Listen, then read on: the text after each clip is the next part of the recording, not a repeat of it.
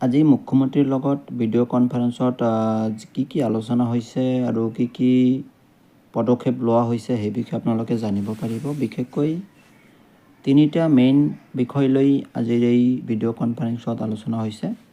প্ৰথম যেটো হৈছে 10 তাৰিখে যি অৰুণোদয় দিব 9,000 টকা, তাক লৈ বিশদভাৱে আলোচনা হৈছে।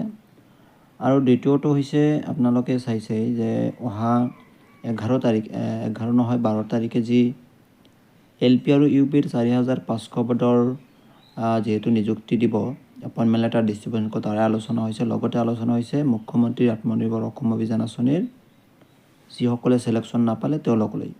যেহেতু মুখ্যমন্ত্ৰী মহোদয়ে কৈছিলে তেওঁলোকলৈ যেহেতু ছেকেণ্ড এডিশ্যনেল লিষ্ট দিয়া হ'ব, সেই বিষয়ে কি আলোচনা হৈছে আপোনালোকে সবিশেষ জানিব পাৰিব। চেনেলটো আপোনালোকে ছাবস্ক্ৰাইব কৰি ল'ব। ইয়াতে প্ৰথমটো বিষয় আপোনালোকে জানে, যিটো অৰুণোদয়ৰ যি 9,000কৈ টকা দিব, এইটো আপোনালোকে জানে। এইটো অলৰেডি সকলোখিনি কাম সম্পূৰ্ণ হৈছে। প্ৰতিখন সমষ্টিৰ প্ৰতিখন গাঁও পঞ্চায়তত এই টকাখিনি এটা মিটিং যোগে তেওঁলোকৰ কামখিনি সকলো সম্পূৰ্ণ হ'ব। আৰু লগতে যি 4,500 পদৰ LP আৰু UP শিক্ষকৰ যি নিযুক্তি দিব, তাক লৈ বিশদভাৱে আলোচনা হৈছে। আৰু এতিয়া CM ত্ৰিপুলে 2.0 যিসকলে চিলেকশ্যন নাপালে তেওঁলোক লৈ এডিশ্যনেল লিষ্ট কেতিয়া প্ৰকাশ কৰাৰ সম্ভাৱনা আছে আৰু কেনেদৰে প্ৰকাশ কৰিব, সকলোখিনি ডিটেইলছ শ্বেয়াৰ কৰিম, আপোনালোকে জানিব।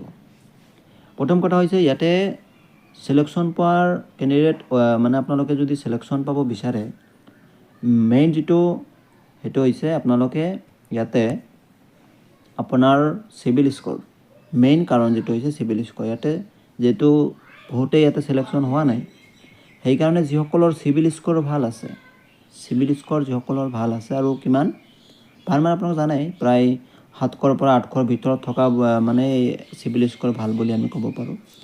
যদি আপোনালোকৰ চিভিল স্ক'ৰ ইমান আছে, তেনেহ'লে আপোনাৰ ছেকেণ্ড লিষ্ট যদি আহে, আপোনালোকে ইয়াতে নাম অহাৰ আপোনালোকৰ চান্স আছে। আৰু ইয়াতে চাওক আপোনালোকে, যদি ছেকেণ্ড লিষ্ট এডিশ্যনেল লিষ্ট আহে, 1 সপ্তাহৰ ভিতৰত আহিব। আৰু যদি নাহে তেনেহ'লে আপোনালোকে এতিয়া আৰু নাপায়, কাৰণ নিৰ্বাচন আহি আছে। নিৰ্বাচনৰ পিছত দিলে দিব, কিন্তু নিৰ্বাচনৰ আগত যদি 1 সপ্তাহৰ ভিতৰত কামখিনি হৈ যায়, তেতিয়াহ'লে আপোনালোকে পাব। যদি 1 সপ্তাহমান পিছত হয় তেনেহ'লে নহয়। যদি কামটো সোনকালে কৰে নিশ্চয় আপোনালোকে পাব, আৰু যদি কামটো সোনকালে নকৰে। আৰু এটা কথা আছে যে ইয়াতে আপোনালোকে যিবিলাকে আপোনালোকৰ লোনৰ লগত কোনো বেমেজালি নাছিলে, যদি আপোনালোকে আগত লোন লোৱা আছিলে আৰু তাত লৈ কোনো ধৰণৰ বেমেজালি কৰা নাই বা লোনবোৰ পৰিশোধ কৰিছে, তেনেহ'লে আপুনি নিশ্চয় পাব ইয়াতে। এইখিনি কথা আছিলে। ধন্যবাদ।